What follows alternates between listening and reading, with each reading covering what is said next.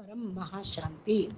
మా అంటున్నారు ఎప్పుడు మిమ్మల్ని మీరు విశేషమైన పాత్రధారి ఆత్మలుగా భావించండి. ఎందుకంటే మిమ్మల్ని మీరు శ్రేష్ఠ ఆత్మలుగా అనుభూతి పొందినప్పుడే ఈ భావన అనేది వస్తూ ఉంటుంది. శ్రేష్ఠాతి శ్రేష్టమైన వాళ్ళు ఎవరు అంటే తండ్రి మరియు నేను అనే భావనలో ఉండండి. తండ్రితో కలిసి పాత్ర పోషించటం అంటే ఎంత శ్రేష్టమైనదో మీకు తెలుసా? విశేషమైన పాత్ర మీది.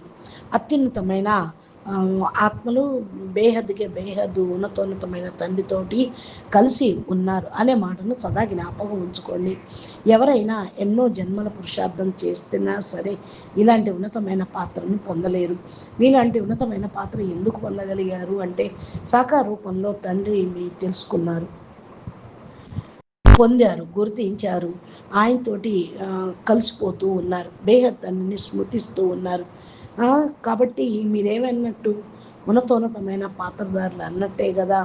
మహాత్ములు కావచ్చు, ధర్మపితలు కావచ్చు, మెసెంజర్లు కావచ్చు, కానీ వాళ్ళు బాపు పిల్లలు కాలేరు. వాళ్ళతో బాపుతో పాటు పాత్ర ప్లే చేయలేరు.